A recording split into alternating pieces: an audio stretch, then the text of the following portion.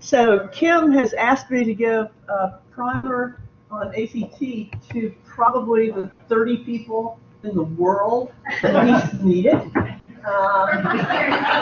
So this is kind of a daunting task, but I think Kim was right that it's a really good idea to go through the sort of basic structure and the history of the theory, because there are probably some people in the room that haven't read, depending on your era, Understanding Events or Expressive Order or Surveying Cultures or whatever, since they were in graduate school. And for some of us, graduate school was a long time ago. It's a good idea probably to all get on the same page here at the beginning. I'm going to try to make this overview a bit more interesting by including some of the history of affect control theory, some of the personal history, because one of the advantages of getting older is that you've actually lived a lot of history. And I realized that since they couldn't make it in person to this meeting, I'm the person who's probably lived the most history of affect control theory. Neil would be my only real rival, and when he came to UNC as a senior scholar, I think I had already been there for at least a year, maybe 2 years, and doing finishing your dissertation. Okay, then I've been there for 3 years. So yeah. So I'm the oldest ACTer in the room. So I'll be throwing in some of that. I'm also going to try to highlight some of the issues and theoretical questions that are kind of implicit in the structure of the theory that we tend to kind of gloss over and pretend like we all agree on, or maybe we haven't really made a decision about, but that we might want to actually concentrate our mind on and discuss. So that's why I'm going to try to make it interesting. It is nice to be able to have a group that I can freely use the terms ACT, EPA, ABO, the whole 9 yards. I keep trying to get people to cut those out of writing because it increases the cognitive load. But here I think we can get away with it. Okay, let's start with ancient history and think about the intellectual terrain in which Dave was actually developing affect control theory and the kinds of questions that it was really designed to answer. It may be really hard for those of you who are younger to believe, but in the 1950s and 60s, sociology had really coalesced around a common theoretical paradigm. There's this belief that sociology was going to be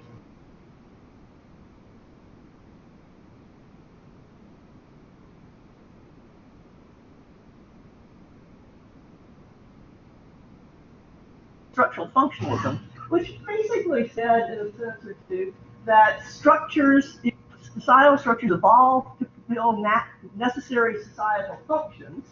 So if it is, that means that it's functional, and you can see how this kind of came out in the 50s, and it's doing something worthwhile.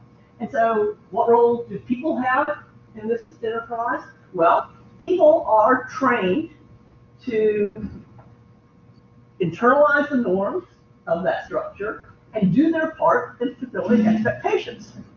Now, even at the time, people recognized that this wasn't completely going to fly. There's a very famous classic article by Dennis Wrong, who talks about the over-socialized view of man, but it might give you a sense of how staid and stable things were. He actually reached out to psychoanalytic theory to try to get some dynamic processual input into this sort of thing. In psychology, the dominant question was really, well, okay, we did this great job of measuring attitudes. How come they don't predict anything? How come they don't predict what people actually do? And so the question, the big question that Dave confronted when he was working on these things was, first of all, how does an orderly society exist when it's real people who continually regenerate that order through their personal actions? But, so that's the Parsons kind of question, how's everything stable and orderly? But how do things not break down completely when they're trying to deal with something that's unusual? You know, life is not completely paint by the numbers. How do people respond to new circumstances and unclear situations? How do they repair misunderstandings that happen when things don't work totally smoothly? So Dave wasn't the only person who was trying to answer these questions. Shel Stryker, McCall, and Simmons were all doing major things. Even the Iowa School, Thomas Kuhn, a little earlier. And there were people who just gave up. Bloomer and the processual symbolic interactionists sort of said, you know, I don't think we can do this science stuff at all. Let's just have sensitizing concepts and go in and observe reality. But Dave was thinking seriously about this theoretical question, and his answer to it had 4 parts. Now, this is the way I usually describe affect control theory to a group of people who don't already know it. There are 4 parts to the theory. One is that you define the situation. That calls up a set of cultural sentiments about how good, powerful, and lively the cultural elements are, the identities, the actions that you observe, the settings, or whatever. Then things happen, usually to maintain those meanings, but anything that happens gets processed with impression change, and then the control principle says that things come back together. And I usually talk about that in terms of the literatures from which they developed. You know, Mead and Olson Locke interactionists is defining the situation part. The cultural sentiments came from the psycholinguistic literature that Osgood and his colleague had. Harry Gollum at the University of Denver developed the impression change paradigm. And then Powers developed the control system in '73, and Dave took all those pieces, put it together, and that's affect control theory. The trouble is, in expressive order and some other discussions that I had with Dave, I realized that he started giving talks on affect control theory in '71. And '71 is before '73. So I said, hey, there's something wrong with this picture. And so I actually asked him fairly recently and said, okay, how about, you know, what's happening here that you were actually talking? And so he shared a couple of memories with me. And both of them were at the library in the University of Chicago. So in the first, he was sitting working on the readings for Elijah Katz's class in graduate school, the University of Chicago. And as many of you may have found, sometimes your mind strays from the readings you're supposed to be reading. And he started doodling out a little diagram that basically showed that, well, you know, there are these norms out there. Remember, this is the Talcott Parsons, norms were everything. And if reality was close to the norms, then everything was trundling along quite nicely. And the further reality got away from the norm, the weirder and screwier things got. And the group had to get things back in line. So he was actually thinking about the control system first. But he couldn't quite figure out, okay, what is this reality thing? What is the dimension on which things are getting further away and closer? And so, another time when he's just hanging out in the stacks, doing work for Edward Schill's course, he gets bored and starts wandering around the stacks, and he sees this book called The Measurement of Meaning. It's a story here. Give your book a good title. So he says, Measurement of Meaning? How cool is that? So he literally pulls the book down, reads about EPA, and says, obviously, EPA is it. That's reality. That's what moves. And so his dissertation, as you know, is actually a compendium of EPA meanings. And he did some early monographs that were analyzing meanings in different ways, mostly published in the psych literature. And then, when he was an assistant professor, he literally saw Gollum's first article on impression change. And he had an article published the next gear that used impression change in a social context and started expanding it out to the EPA dimensions. So it was actually the control thing that came first. And he said that the only reason Powers really came into it is that when Powers came out, he said, that's all that stuff I've been working on, sort of developing from scratch without any background. Powers knows it, and so he used that as a citation. Okay, now let's go back to those 4 elements, because they are still the core 4 elements to the theory. So let's talk about a definition of the situation. I thought one of the useful ways to do this was to talk about the scope conditions for the theory that Don Robinson developed in 2008 and that have been repeated a couple of times since, a couple of times in a chapter that she and I did for Brooks' book, another thing in a publication with Chris Moore? No, Brian? No, Brian. Anyway, so they've got a publication coming out that talks to them too. Anyway, for those of you who are not steeped in the Stanford School, basically the scope conditions are the conditions under which the logic of the theory applies, and therefore the range of conditions under which its predictions can reasonably be tested. Dawn's more into the Stanford School than I am, but yeah, so that's what these are. So the idea of the scope conditions is that there is a directed social behavior, that is, an actor does something to an object, ABO, that could be self-directed in the sense that the actor and the object could be the same person. There's at least one observer who's a member of an identified language community. That is, there is a set of EPA meanings, cultural sentiments, that can be imported into the social situation as a result of that observation. The observer can be an outsider or the actor or the object. And that the theory applies only to labeled aspects of the social experience. So it doesn't apply to startle responses and things like that. It only applies to things that you process in a labeled way. Now, there have been some recent advances in definition of situation after quite a bit of neglect.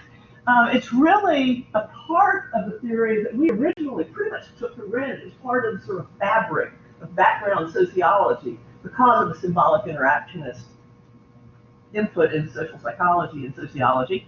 But we pretty soon, if you look at that, if you look back at Understanding Events, I think there's like 4 pages on definition of the situation. If you look at our what we call the Orange Book, the Analyzing Social Interaction from the early 80s, I think we spent 3 pages on definition of the situation. I mean, it's almost nothing.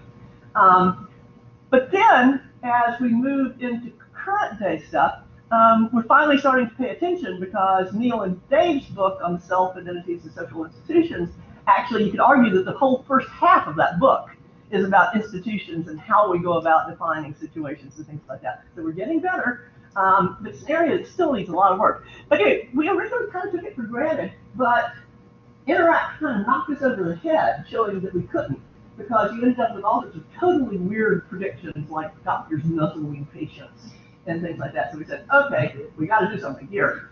And what they did at that point was to develop sort of an ad hoc categorization of saying that certain identities and behaviors were relevant for certain institutions, and if you wanted to have a better set of Interact results, you could say, okay, I'm just dealing with the legal institution, and it would only give you the options of identities and behaviors that were appropriate within that institutional context.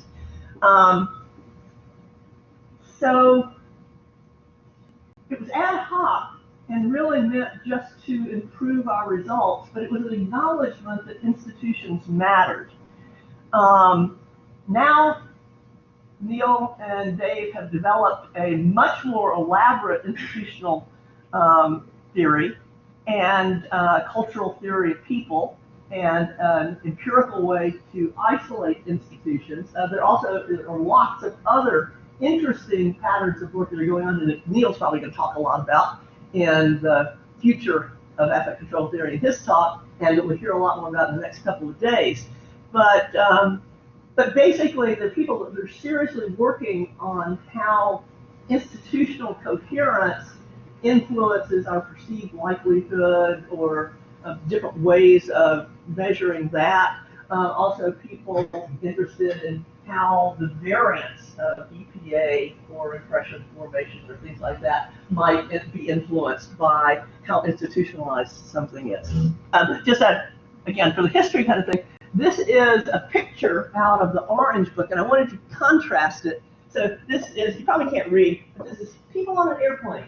And so it's, Dave used to talk about definition of situation very much in a sort of Barker and Wright sort of ecological sense of, okay, I'm in this room here at Dartmouth. It's on a college campus, and I'm looking around. What's going on? Oh, I'm standing up. I must be the speaker. And you're sitting down. You must be the audience.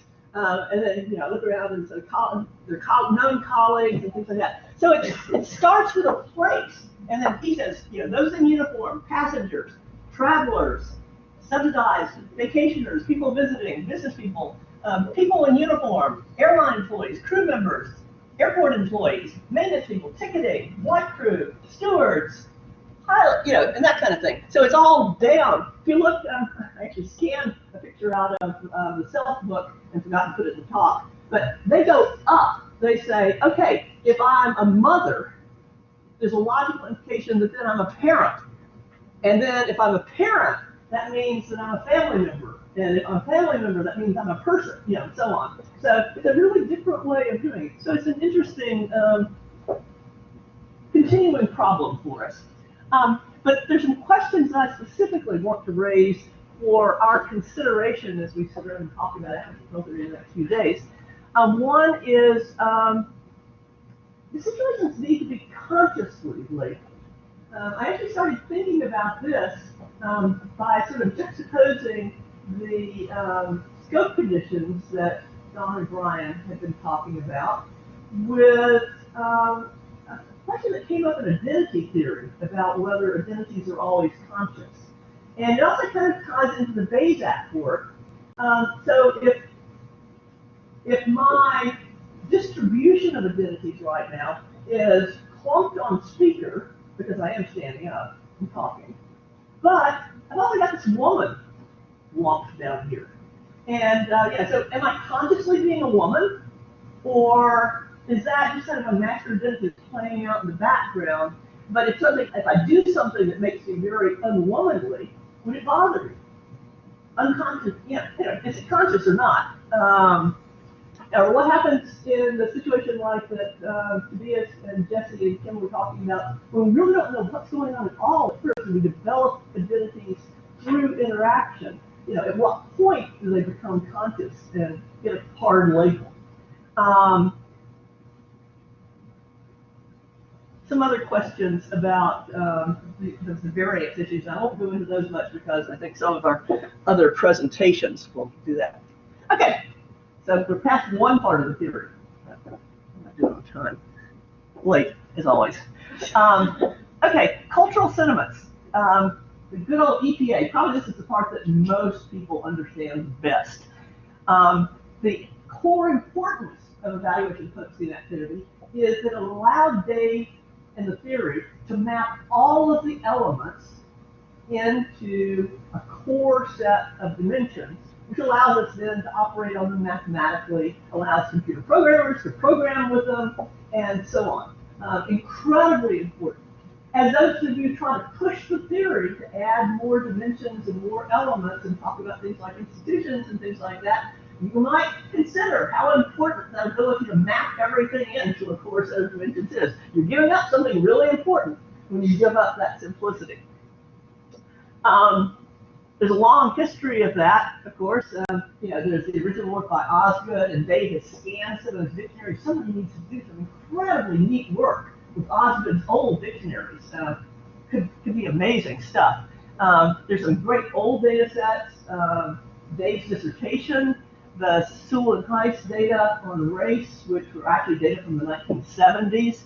the 1978 compendium that Dave put together of all of the EPA stuff. There's some really cool stuff out there. The dimensions, of course, are evaluation, good or bad, potency, powerful and weak, activity, young, fast and slow, quiet, old. And they're related to things like status and power and expressiveness. Oh, I didn't know. This is from Daniel's job talk, and I put it in because I think it's a great example of the cultural meanings of some core things. It's way more colorful than any of my slides. I didn't know it had steps to it. Okay, the steps are over. Anyway, you get the sense of how these meanings vary culturally. So a hero's high on EP and A's, deadbeat dads down on all of them. Daniel, you probably had more important things to say about this. Anyway, there's been a lot of work over time on evaluation, potency, and activity. We've got dictionaries for the United States that range from, well, the earlier ones that Dave put together, and then big ones starting in '78 all the way up through University of Georgia and MTurk dictionaries that we just collected in the last few years that get a much larger sample. We've got dictionaries from Northern Ireland. That was collected by Dennis Willigan, a Jesuit priest who was an early student of Dave's, even before I came along. And it's got lots of really cool religious identities that somebody should probably do some interesting analysis of. We've got Canada at multiple points in time, Japan, China, South Korea, Germany at multiple points in time. So we've got a lot of different things. There was a flurry of Morocco and Egypt. I don't know why they aren't on there.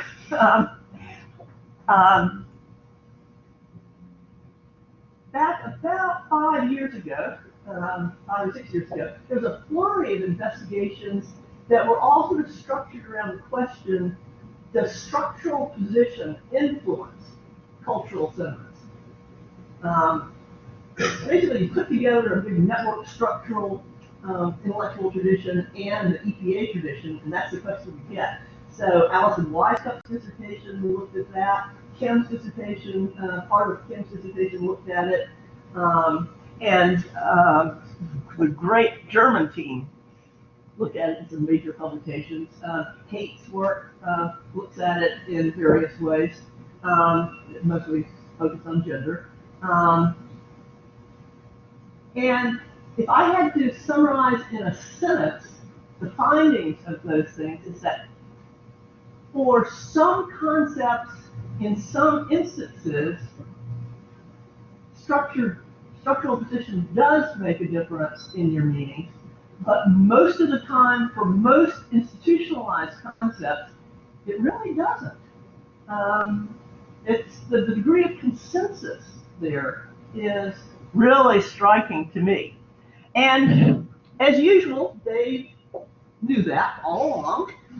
This is a figure from Surveying Cultures, and here he has the cultural norm at the top, influencing people's sentiments, which can be influenced by other things about their life, and those things can be correlated, like, women may be closer together than they are to men, or upper class people may be closer together than lower class people. But basically the main line here is that the sentiments, which then influences the rating, and we then average those. Notice that these errors are not correlated. That's a strong assumption. We can't measure things about which there's been a big mutual deflection. And that leads to norm measurement.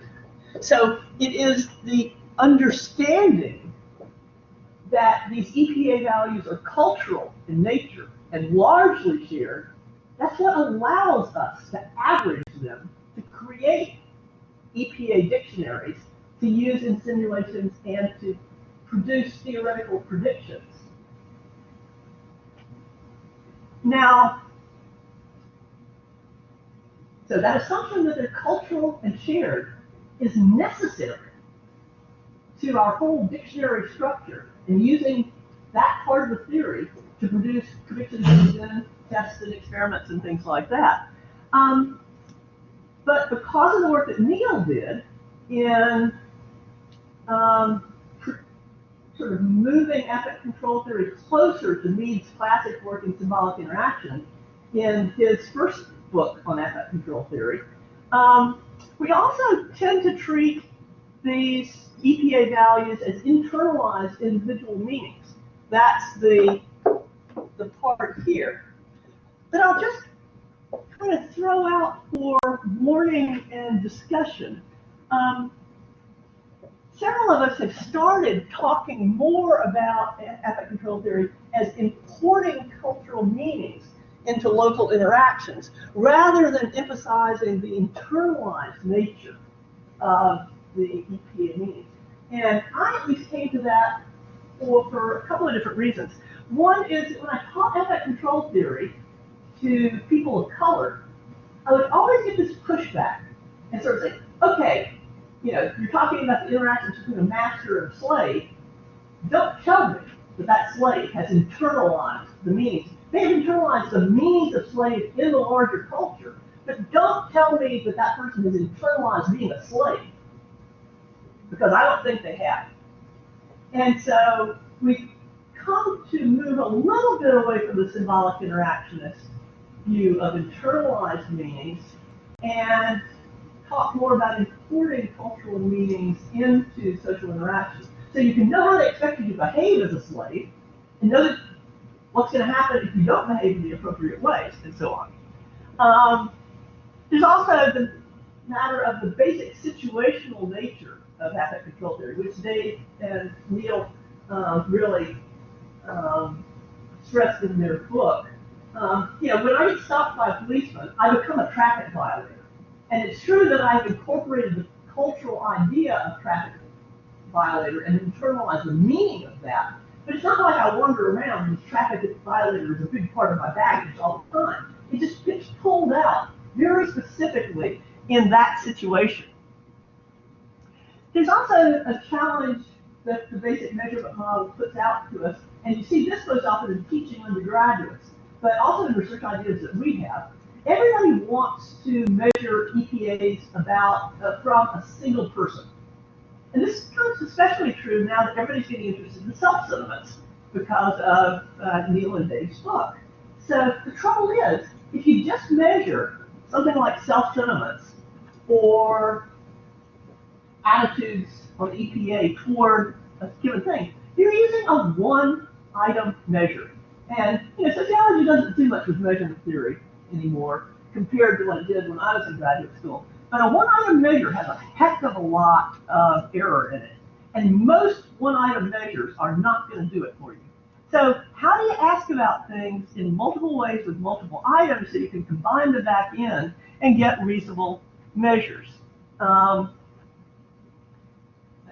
You know, Amy Kroska and Sarah Hawkins and some of those folks have done better jobs with simple measures of individuals on EPA than most people have. I think it's because they're studying such dramatic phenomena that they can see the signal through the noise.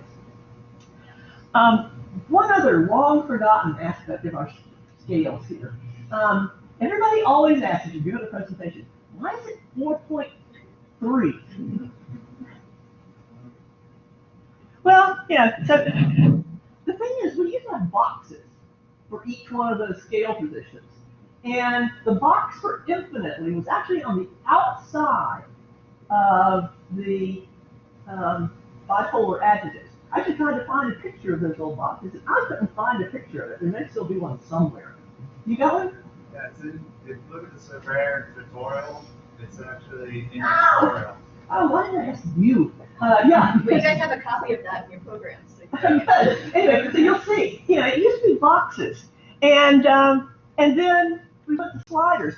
But if you look back at what we got when we analyzed the check marks in boxes with successive interval scaling, which is an old measurement technique that basically made assumptions about the normal distribution of ratings over a very large number of stimuli, this is what you get.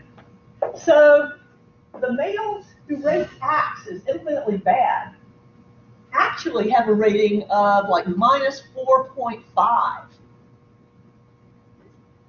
On the positive end, it's only 3.8. Notice how these things are kind of smushed together. These are actually from my chapter in the Orange book. So the deal is that these scale ratings are sort of all over the map. We applied these values after the successive interval scaling on those checkmark boxes, and that's how we created the original dictionary in the 78 data. But we don't do that anymore. Now we have sliders. And so is it the case that when somebody clicks here on a slider, that it's actually much closer to them clicking here than clicking here? We have no idea. And so really the 4.3 is kind of like this artificial artifact left over from successive interval scaling, but we don't actually use that stuff anymore. I don't know. So it kind of raises the interesting question of whether we should do more measurement studies, whether we should look at treating the slider data somewhat differently, whether they'll just confuse the heck out of people and make it even worse, whether we should change to endpoints of 4 and just be done with it. I don't know. Okay, third part, impression change equations.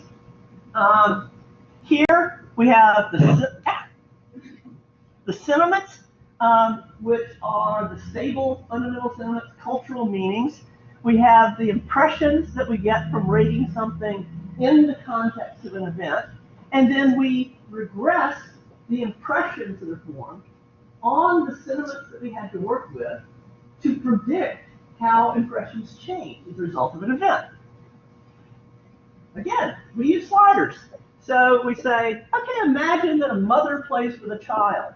How do you think about that mother? How good is she? How powerful is she? How active is she? The event is the unit of analysis here.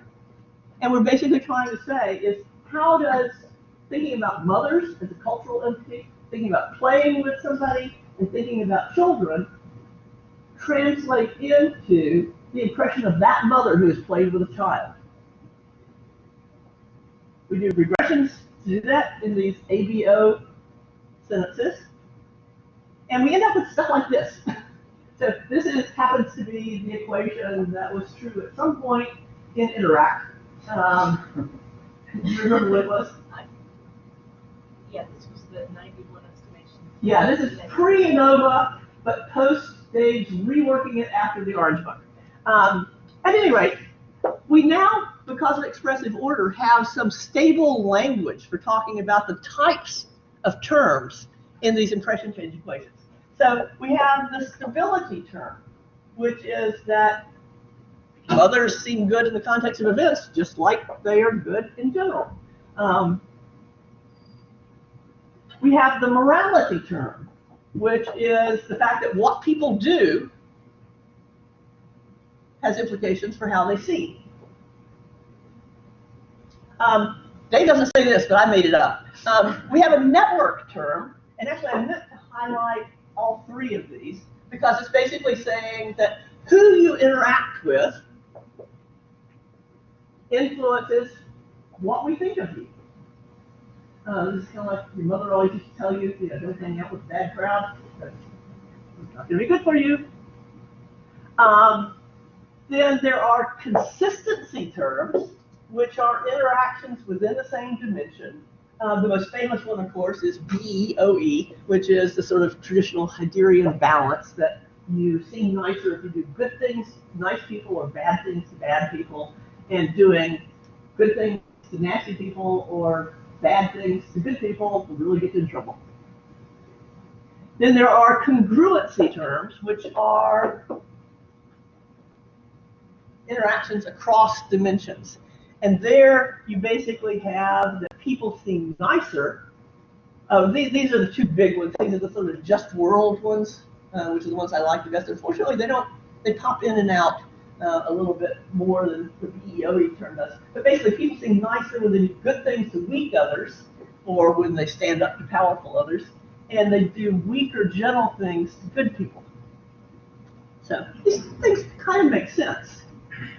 Since 1978, elaborating and re-estimating the impression formation equations has been, I'd say, a major cottage industry.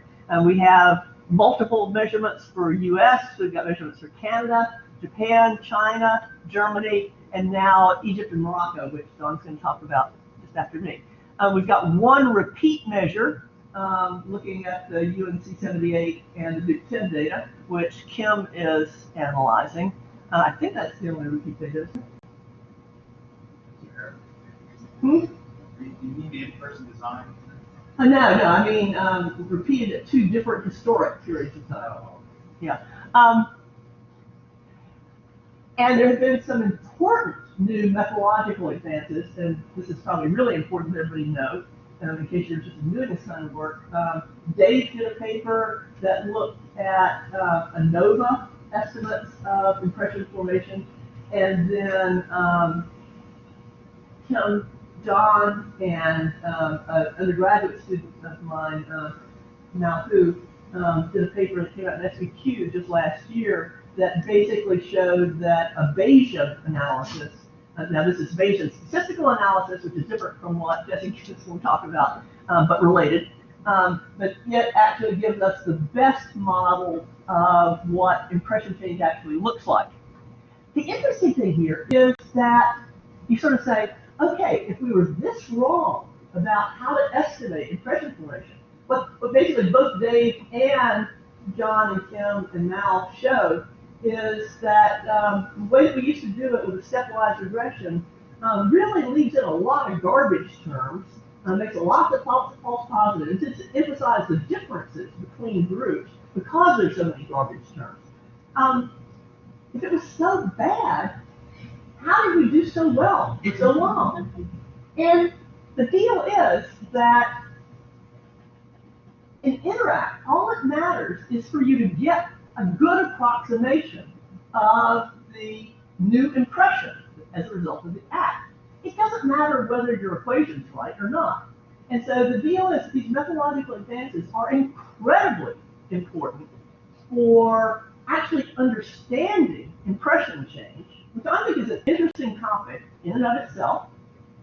And it's very important for comparing cultures and genders and things like that, because you don't want to be wrong about differences.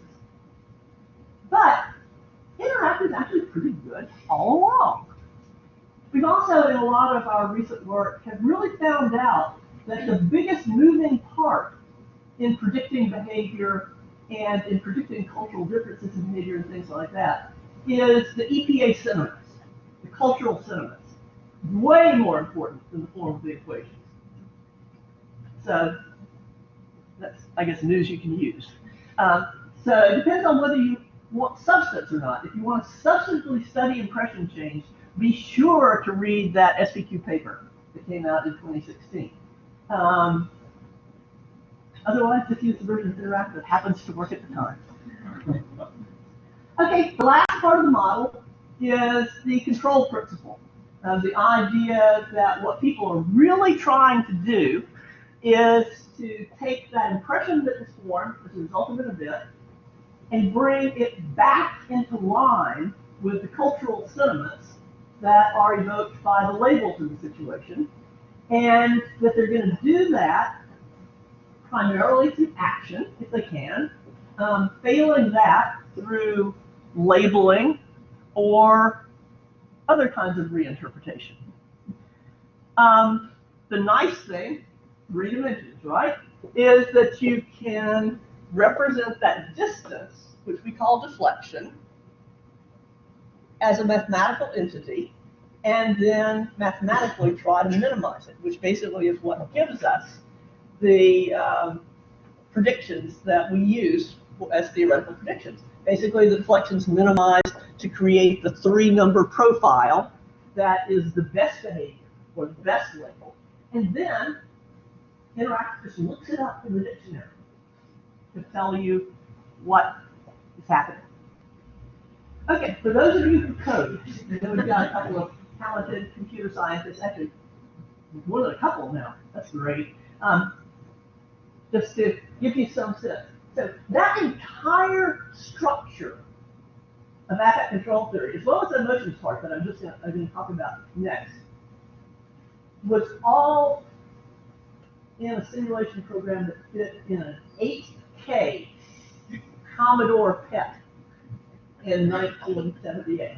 I don't know how big your current programs are, but 8K used to be able to do everything that was affect control theory. The basic structure of the theory was there. I had a portable computer that was a Commodore 8K Matrix, that thing that folded together was just like a sewing machine, which as a woman carrying it around on airplanes, people always just thought I was carrying a sewing machine. 8K. There's probably nobody who has a wristwatch out here today that has less than 8K in it.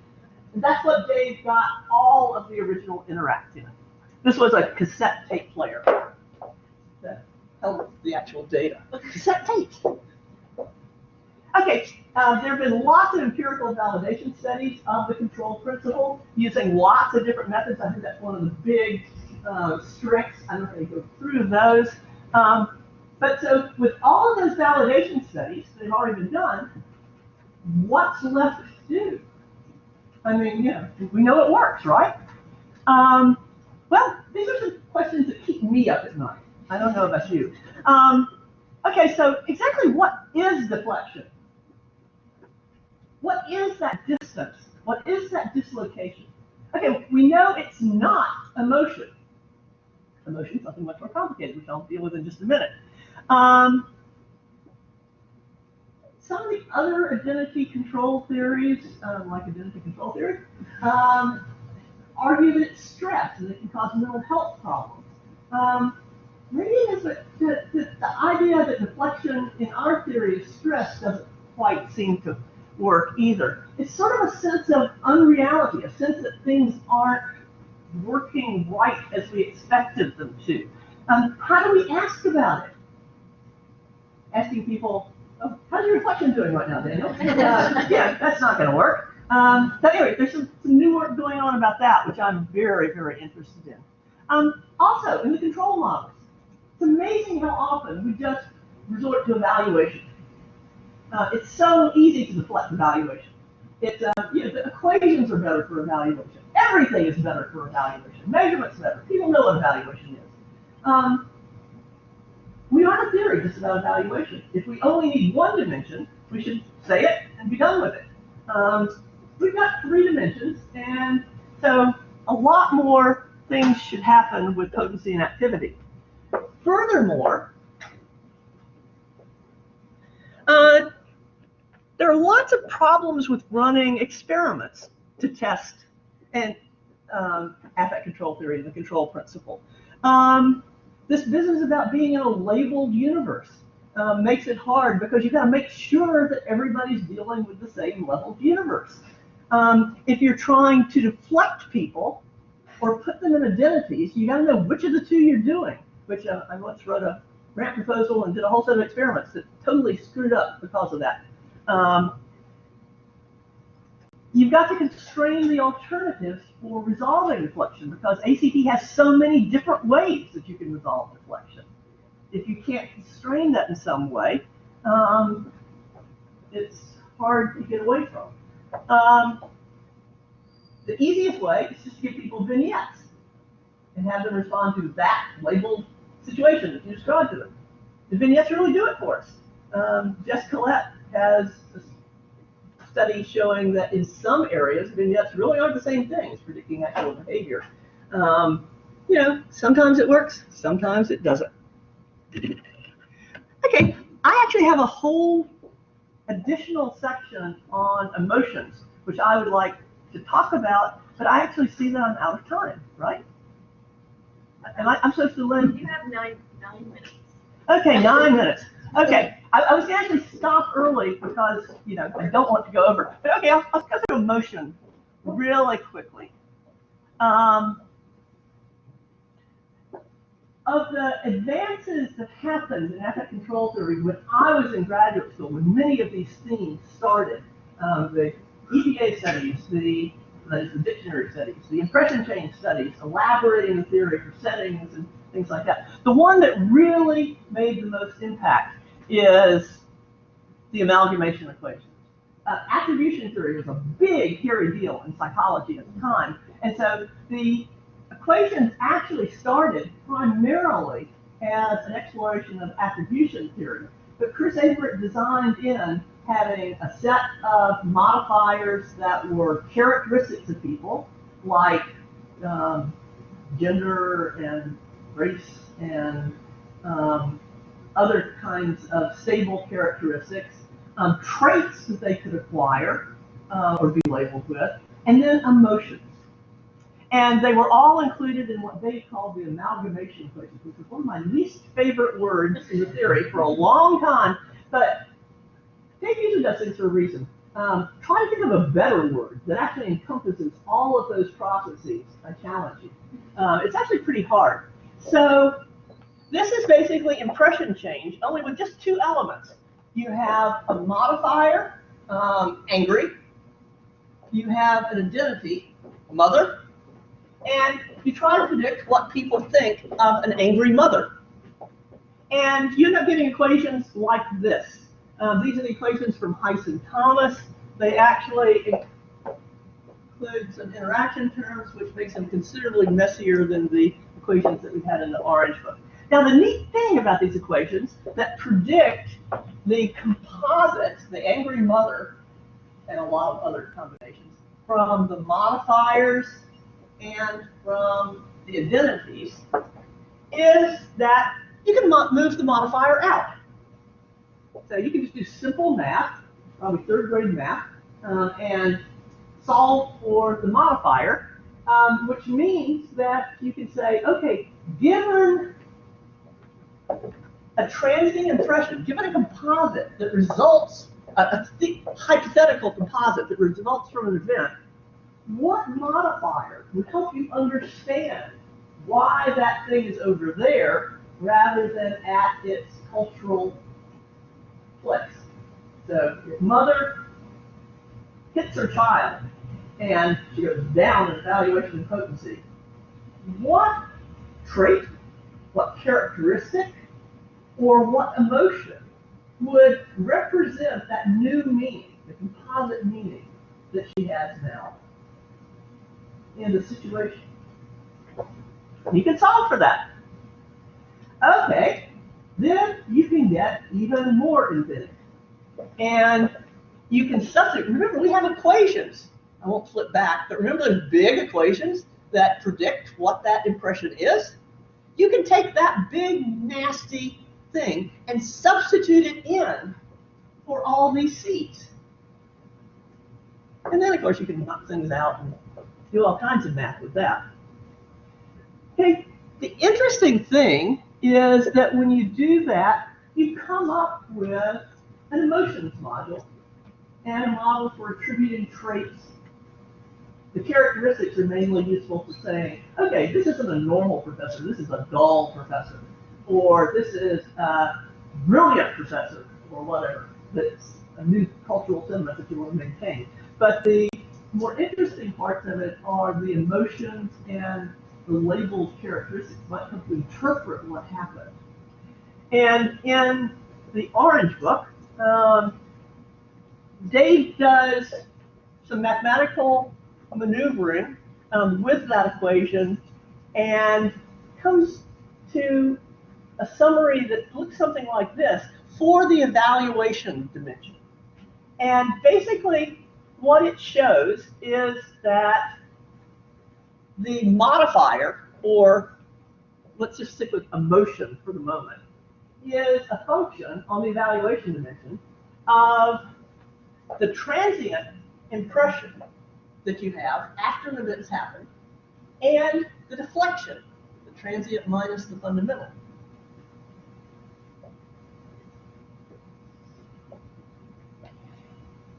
So emotions and traits are a function of the transient impression that you have of somebody's evaluation after an event and the direction and extent We also have a neat terminology now that expresses different kinds of emotions. So characteristic emotions are the emotions that you get if you're actually maintaining an identity and everything's going right. So if I'm a professor, in all of my interactions with all kinds of different people, students, colleagues, conference attendees, everything, it's maintaining my identity as a professor. The emotion that I feel is my characteristic emotion that goes with being a professor. Pretty good one. Structural emotions are the emotions that are associated with maintaining an identity with a particular role alter. So maintaining the identity of professor in interactions with students are slightly different from maintaining professor everywhere. And that's a structural emotion. Situated emotions, which are the ones we usually like the most and study the most, are the emotional responses from something that isn't perfectly maintained. So, if you all booming when I get done, then that will be a striking event. Colleagues boo colleagues. And that will move me downward, and I will be expected to experience an emotion. Now, the interesting thing about our emotions module is, first of all, that it doesn't do a very good job. This thing needs some work. But there's some very clear things about what we predict, which is that who you are, in my case a professor, determines what you feel, and that an actor is always feeling some emotion. That is, it's not the case that when everything's going swimmingly, I experience no emotion. Now, they kind of muddied the waters here by including the term no emotion in the last Indiana US experience.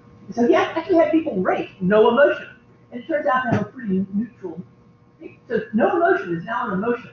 But the deal is, if you solve for the emotion in affect control theory, you always find a 3-number profile. You never find blanks. So you're always experiencing some emotion. The other super important thing is that disconfirming identities does not necessarily lead to negative emotion. I mean, you all could stand up and applaud when I finish. And that would be pretty odd. But I can live with it. And it would reflect me positively, and that would be a disconfirming act for my identity as speaker. It would not be expected, it would not be normal, but it would be an emotion that was positive and empowered. So identity theory, as in Birkenstead, says that disconfirming identities leads to negative emotion. We do not say that.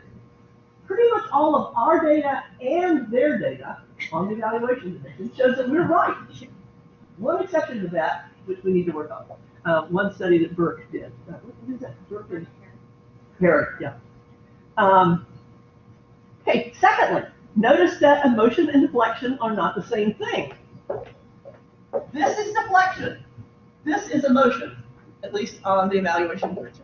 So we often slip into the habit of talking about emotion and deflection as if they're the same thing. They aren't, mathematically. And remember, the math is the theory. And so there's some questions about emotions as well. Why are we so fixated on evaluation? Because it's easy to measure, because it's easy to theorize about. But we've got a 3-dimensional theory.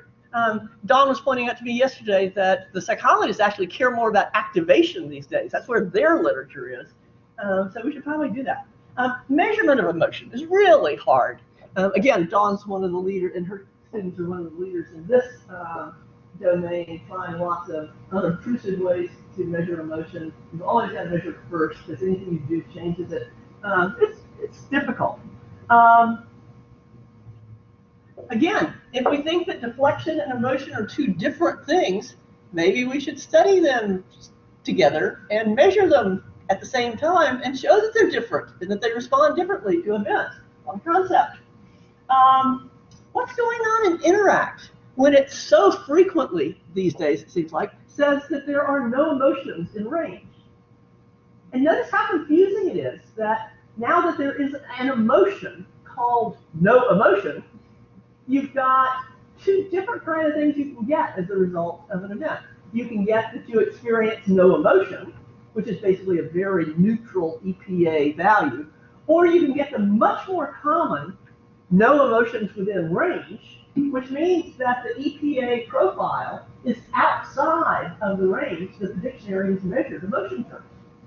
Very confusing and basically a symptom of the fact that something seems to be wrong with this. And then finally, the thing that I'm really excited about studying, I'm going to put on my note card for the third day, is what are the implications of our new Bayesian model, which has different identities operating and developing through interaction for our experience of emotions.